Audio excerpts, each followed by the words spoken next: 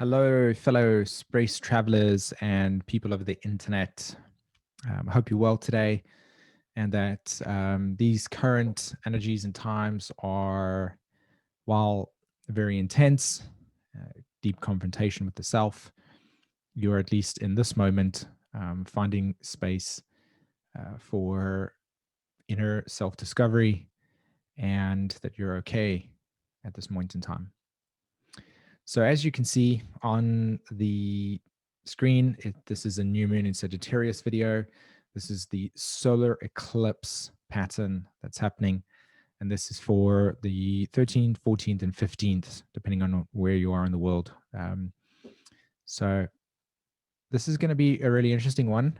For me personally, this lands on my South Node, it lands on my Jupiter, it lands on my Uranus. Loads of fun things happening for me in terms of the solar eclipse, but empowering as well. So I'm really excited to get into this process with you and talk a little bit about what I see, sense, and feel.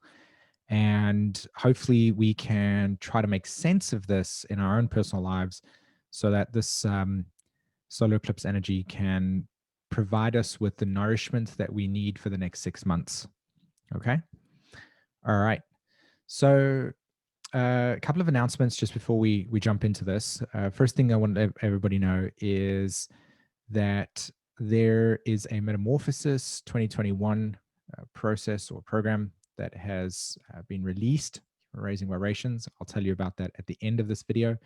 It has to do with an entire journey for 1 year working with me, and we're going to weave the way all the way from your sun sign to your Pluto in your chart, and we're going to essentially have a dialogue for an entire year on the nature of your astrology chart.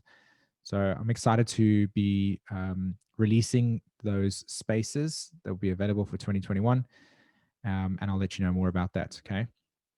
Also, next year, and I'm really excited about this, to be honest, the Washington State Astrological Association has offered me an opportunity to do a lecture and then a workshop as well. And this is going to be happening on the 14th of January. That's the lecture.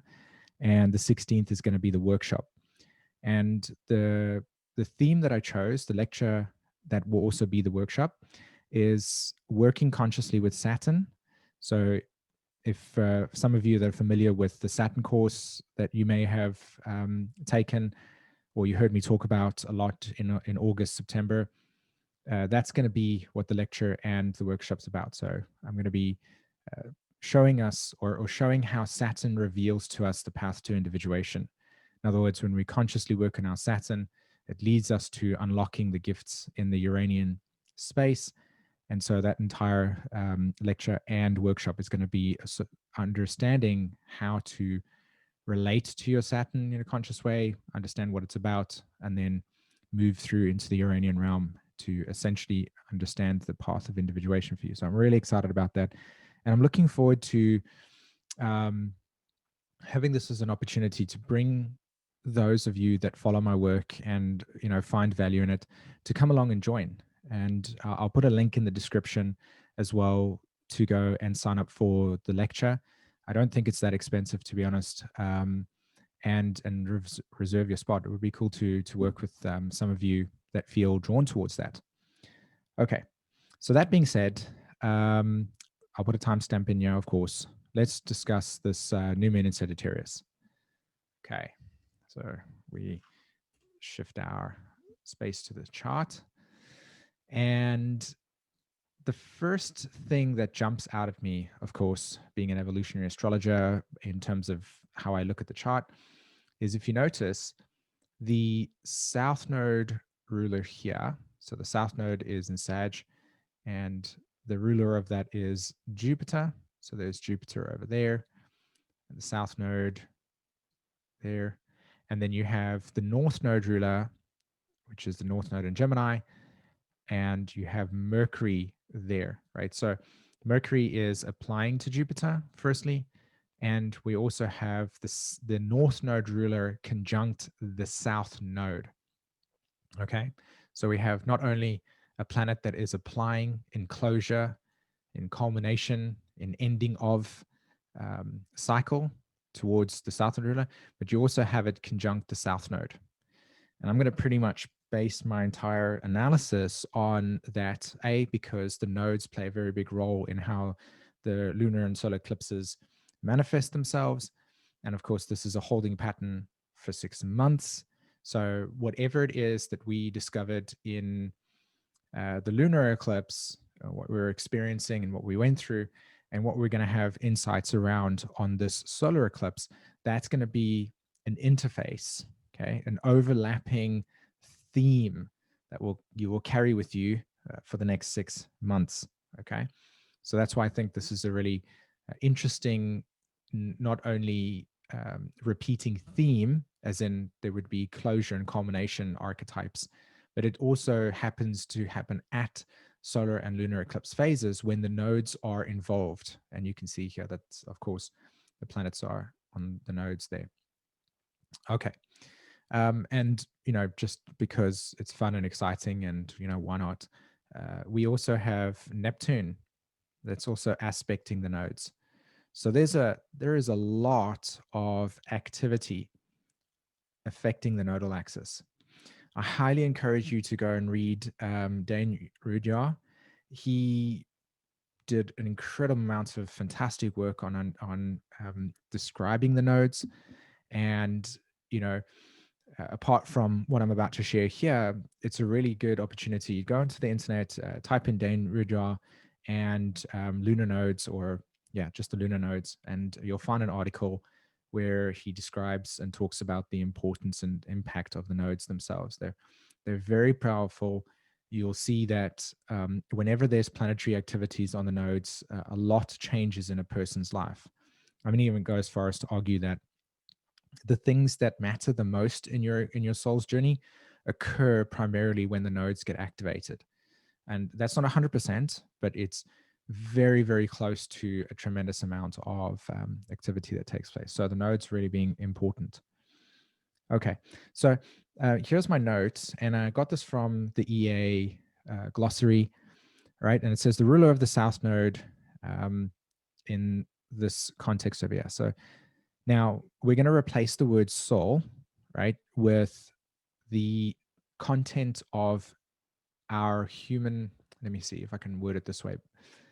Instead of saying soul, let's say the material that we need to process through individually and then collectively. So we do it collectively, but we have an individual journey.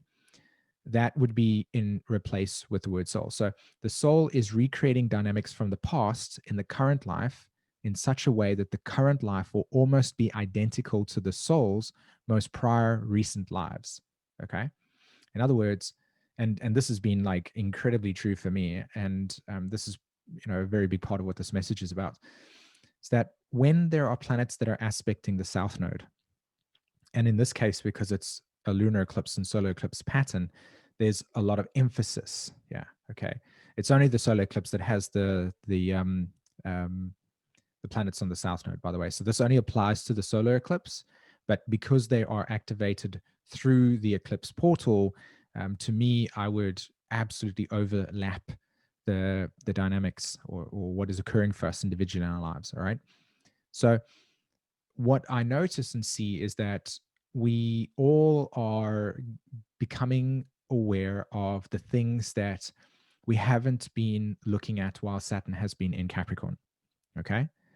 And so it's not to say that we've failed at it, but as to say, it's like a revelation, right? We're having this deep, intense, profound psychic revelation of unconscious drives and deeper inner connections to our reality that we would have in the past sort of disassociated from, or not wanted to pay attention to it, or maybe pushed it away because we didn't know how to deal with it.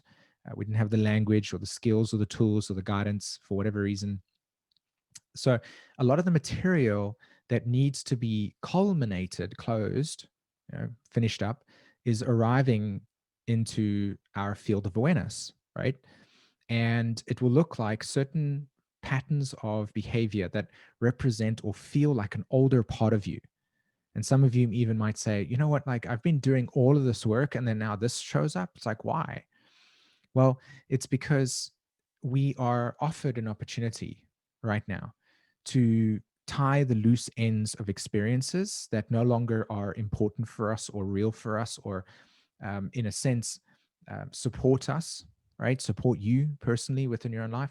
So you're looking at these emotional connections, these emotional attachments to these parts of yourselves that you know are outmoded or outdated beliefs or attachments or perceptions of yourself, actions, etc. My personal experience in relation to this is that it is through these things that are coming into our awareness that we are offered and gifted the opportunity to, in a sense, make new choices under old circumstances. And that's what this is about, right? So, going on with the EA glossary, this means that a soul, or our unconscious material, has left completely unresolved about what the past has been, and so needs to relive it in order to evolve beyond it. So we're all kind of having this collective flashback, right, of a 5-year-old self or a 10-year-old self or a 21-year-old self. And you notice patterns of behavior that seem to kind of not have been part of your life for a period of time. And then, are like arriving into your field of awareness and like, huh, this is interesting. Like I didn't know that that was there, or it's just showing up. I mean, that's pretty much it, right? So each and every single one of us has this relationship to certain things that are coming to the surface that have still need to be processed and moved beyond, right? So choices. Okay, right. So the nature of the planet ruling the north node, in this case being Mercury, right, correlates to the to points the way of how to resolve and move past these dynamics. Now, this is really fascinating to me because if you notice, the north node ruler is Mercury, and it sits on the south node. It's being influenced by Jupiter, because Jupiter is the planet that is associated with Sag, right? So we can kind of synthesize these two planetary archetypes here. So you have that there. You have this solar eclipse happening as well, but they're ahead of Mercury. So there's a kind of sense of while Mercury, from aspects and phases points of views, says that it's closing to the sun, I would say while that is technically the way that it should be, my intuition brings me to looking at these two symbols and saying we're moving ahead of something, right? We're trying to move ahead of something. We're trying to move beyond something. And Sagittarius is the archetype of moving beyond something. It says there must be something more than just this immediate environment, because I've just spent the entire time in the underworld talking to Hades, having a conversation about everything that is death and transformation. And when I come out from the underworld onto the surface, I'm like, is there really this? So that's that Sag moment, right? Like there has to be something more. So we kind of shoot the arrow into the distance. So to me, it sounds like, or seems like, there's a sense of moving beyond what has been of the past. Okay. And if I look at the relationship between Pluto and Jupiter, we know that these two planets made a conjunction, but now Jupiter's moved ahead. So there's something about moving beyond, right? And this is the South Node ruler. So moving beyond the old, but yet it's still in a closing phase relationship to Saturn. In other words, these two planets have not made their conjunction yet. So what it appears to me is that there's this kind of conflict, right? And this is where I think the Neptune square the nodes comes in, right? Bouncing between two realities, where there is a necessary awareness, or not necessary awareness, pardon me. There is a awareness of something that no longer can work for us anymore, right? So we kind of hit the end of the line. It's like the train stops here, the car stops here, the road ends here. No longer can you move forward with this, and it feels like intense limitation. Okay. And so this impulse with these planetary energies goes, okay, well, what is beyond that, right? It forces us into that process. And then when you look at the Saturn Jupiter, it's like, yeah, it would make sense that we're still, while we are moving forward with something that we know is true for us, we're still kind of needing to pay attention to and look at what we're holding on to. And I think that's would probably be the best way to describe this, right? we're carrying with something. And imagine there's a portal in front of you, right? And that portal takes you to a place of something that you know is deeply real and meaningful to you. And you walk through this portal, and as you walk through the portal, it bounces you back. And you're like, huh, that's interesting. Why am I being bounced back from the portal? It's like, I want to go through. And so you do it again and you get bounced back. It's like, oh, okay, what is going on? So you kind of get this process of being pushed back to look back at yourself. Okay.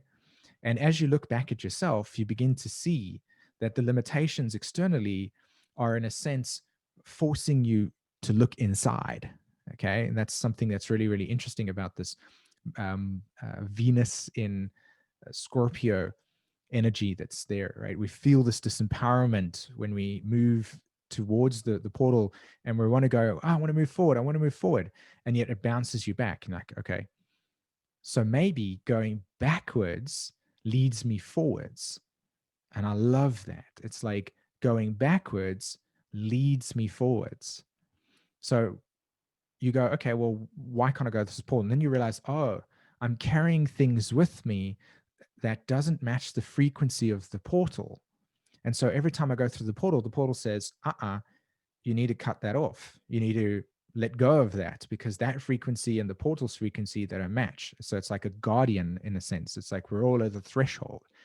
And the capacity to move through that threshold requires us to surrender things that no longer honor the portal's frequency, as it were. Okay. And I love it. I love it so much because while it may feel like there's this intense kind of collective limitation that we're banging on the doors going, let me out, let me out, let me out. The trick here is to actually turn inward and go beyond your own limitations in yourself, right? And that through that process, transcendence occurs. So this is fascinating to me in the sense that these symbols really point to the illumination of what it is that holds you back and coming into understanding about what it is. And I think that and that's actually why I talked about this the Saturn workshop / lectures, because Saturn is the guardian, right? And you know, he stands at the edge over there and he says, if you want to go into the unconscious, that's fine. But I know for a fact that when you take a plunge into that place and you don't have the bungee cord to pull you back to your own core, your own center, you get lost. Okay. There's an amazing film that talks about the psyche in cartoonish type ways. It's called Inside Out. And there's a point where one of the characters falls down what would arguably called the subconscious, right? And we kind of bury in the subconscious, in the blackness, and we forget, right? We put things down there that are not acceptable. And I think this is something that's really fascinating about understanding the relationship to what Jung talked about as the shadow dynamics.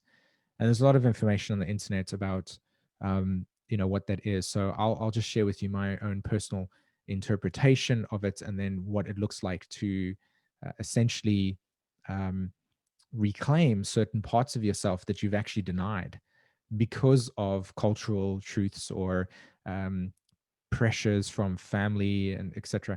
that have really pointed to putting things away that you didn't feel were really okay to have, but yet were actually true parts of yourself. And that's something that I think is also beautiful about this solar eclipse, is that I think it actually gives the opportunity to illuminate the parts of ourselves that we've hidden away because there's been some form of taboo around that persona.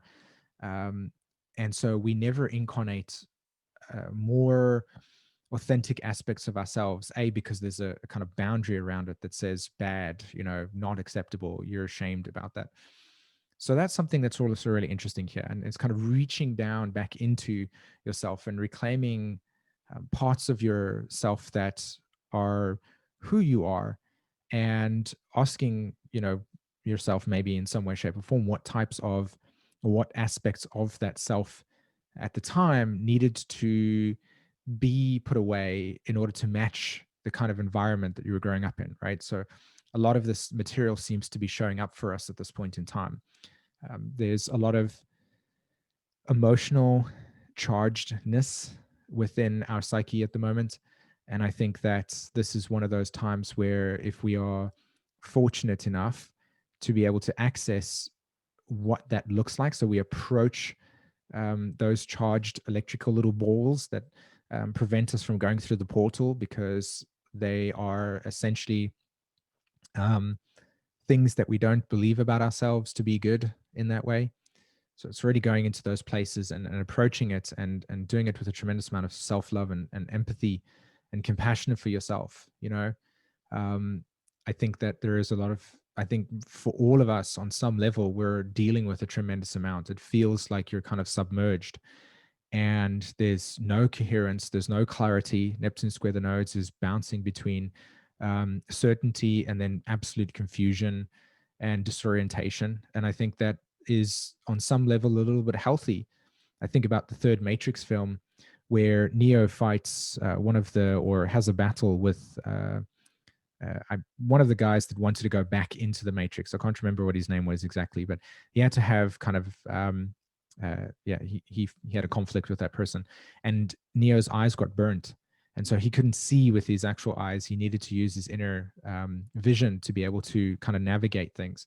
And this is kind of one of those similar things where outwardly everything's distorted, and inwardly the clarity and cohesion of your truth is where the bell is, as it were. And it's kind of like the journey to that place, and it's ongoing. It's never something that you actually come to and then say, oh, I plant a flag and I own this place now. I think it's more about the awakening to that self, and then a progressive kind of contact with those states of ourselves that are very real for us, but maybe have no context for another person, as an example.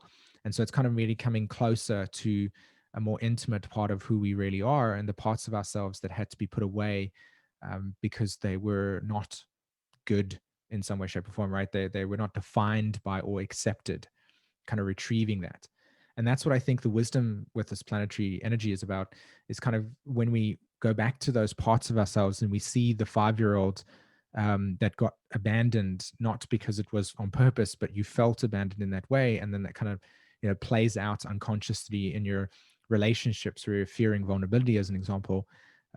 We get an opportunity to go back to that space, right? So we've got this kind of quantumness um, energy available for us right now. And as we kind of go back to that place, instead of trying to disarm the protection mechanism through fighting it or rejecting it, we kind of embrace it the way that you would probably want to be embraced at that time of your life, right? So it's really actually approaching these parts and sensitive parts of ourselves in ways that are more of acceptance of what it's like, the polarity, right? The polarity or the negative charge needs a positive charge to it to balance it out. And to me, that's something that's really interesting about the relationship between, working with these parts of ourselves that are very, very intense at this point in time, and they're kind of showing up right in our faces. Okay.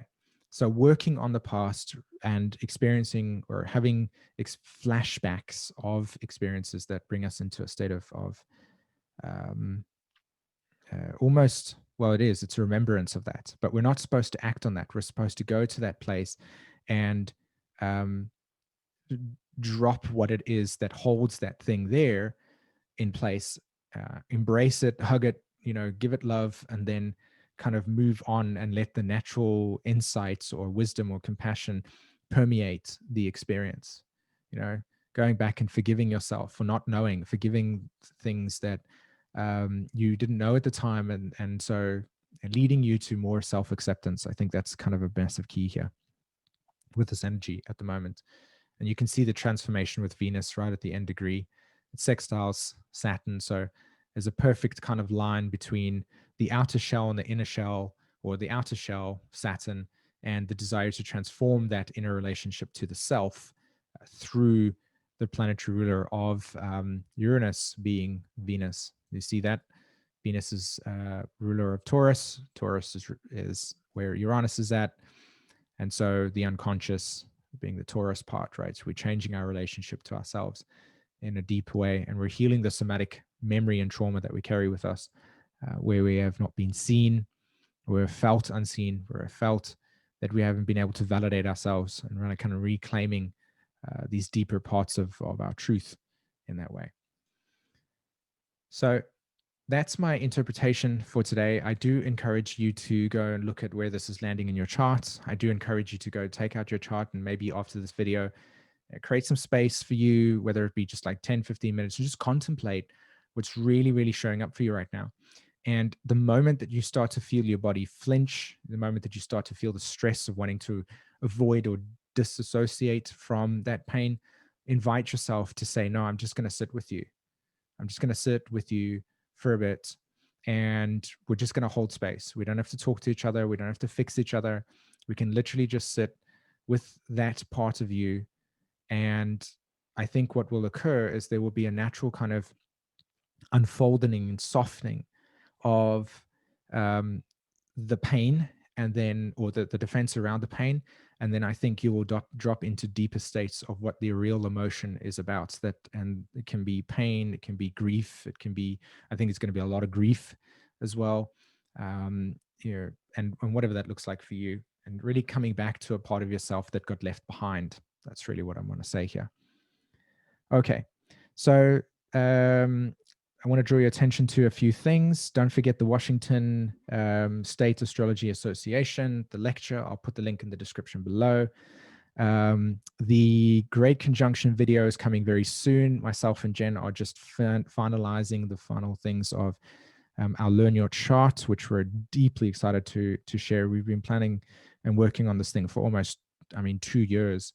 And it's finally time to put it in, put our vision into reality from the original Learn Your Chart that was done in 2016. So that's there, and the Great Conjunction video is coming out. I've got tons of notes, and I can't wait to share with you my thoughts on that. That's probably going to be like an hour-long video, by the way, so just so you know. And yeah, I've got two pictures I just wanted to share with you quickly that talks about what I see, through imagery of where we are at right now. There's that vortex, there's the portal, and we're kind of like going, hey, should I jump into the portal of the obscure and unknownness, and here's the time space reality. Can you see how it's all Monday, Tuesday, Wednesday, Thursday? Can you see there the days, and how the Saturn realm codes it, the checkered boxes?